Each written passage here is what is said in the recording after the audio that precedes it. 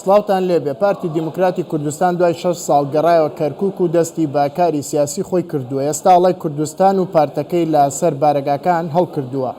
ئایا هەڵکردنی ئاڵای کوردستان هیچ کێشەیەکی سیاسی و یاسایی لە کەرکووک هەیە؟ دروستمێم جارەی پارتی دیموکراتی کوردستان بۆ بژاردننی ئەنجومەنی پارێزگاکان یەکتر قبولکردن و پێکەوە ژیانە.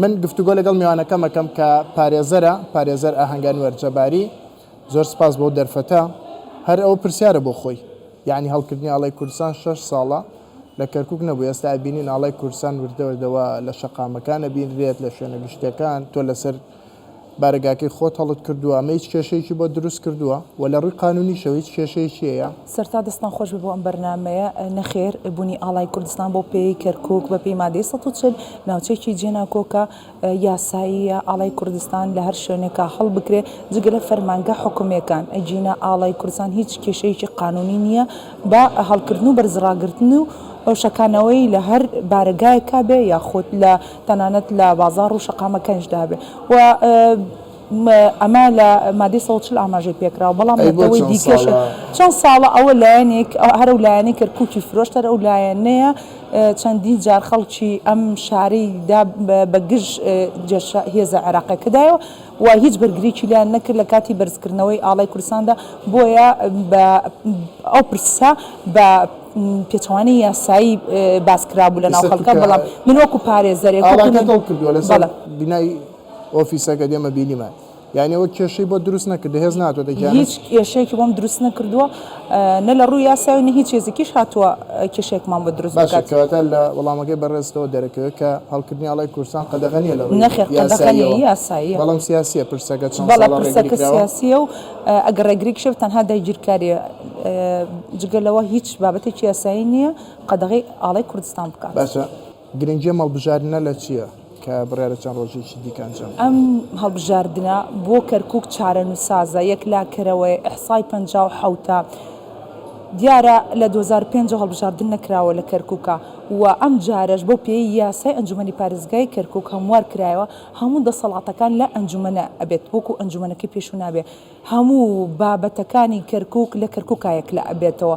و دەسەڵاتێکی ڕەها هەیە بۆ ئەو ئەنجومەنە هەر بابەتێک بێ ئەمنی بێ پەروەردەی بێت هەموو بابەتەکانی پرسی میزانیە بێ هەموو بابەتەکان لە کەرکووکە یەک لە ئەکرێتەوە لەو ئەنجومەنەدا و پرسی دانانی پارێزگار بێ پرسی یەکە ئیدارەکان بێ بەرپرسە ئیدارەکان بێ و ئەو سڵاحیاتە بۆ ئەنجومەنەیە و سڵاحەتی پارێزگار کەمتر کراوەتە محدد کراوە بەڵکو ئەنجومەن دەسەڵاتێکی ڕەهای هەیە. ئەنجومەنی داهاتوو خەدەمیە زیاتریان سیاسیە؟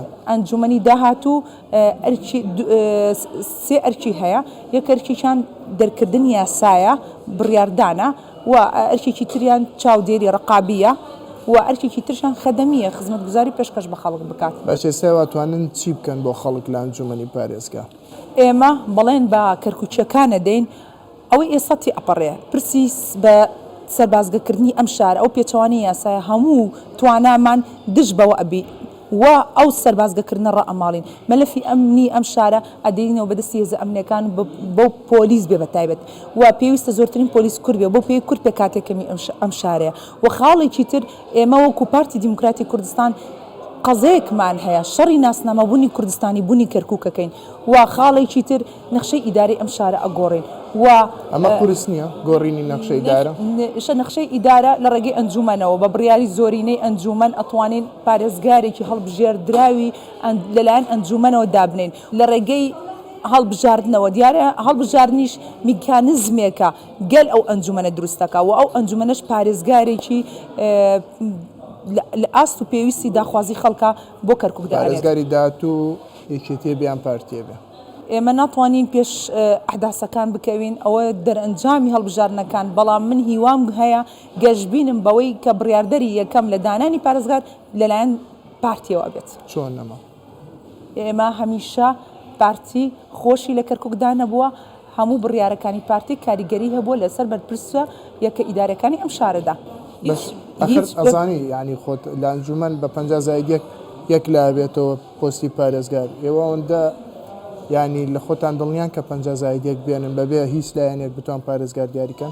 ئێمە پشت بەخوای گەورە و جەماوەرە دڵسۆزەکەمان دڵنیاین زۆرینەی دەنگی ئەم شارە بین و حزبێکی بێ ڕکابەرێک ئەبین و هیچ لایەنێک لە ئاست و نافەسەی خۆماندا نابینینەوە. جەماوەری ئێمە زۆر دڵسۆزە و زۆر بە پەرۆش و بە جۆش و خڕۆشەوە دێن بەرەو پیریمانەوە بە تایبەتی لەو ڕۆژەی پارتی گەڕاوەتەوە بە شاری کەرکووک وە قیادەی پارتی و سەرکردایەتی پارتیش لەگەڵ کاندیدان و جەماوەری خۆیانە چەند ڕۆژێکە ماڵ بە ماڵ کۆڵان بە کۆڵان لە دەرگاکان نەدەین و خەڵکیش بەرەو پیریمانەوە دێت. باشە کۆتا پرسیار یعنی ئەمە دیکۆمنتێکش ئەمێنێ ئەگەر تو بیباندامیان جومەنی پارێزگا یەکەم کارت چییە بێ و بەڵێنی چیش بە خەڵکیە دێگەر بە کورتی وەڵام بیتەوە سپاس دەکەم. بەڵێنی ئەوە بە خەڵکە دەم هەمیشە ڕقیب و چاودێرێکی باش بم.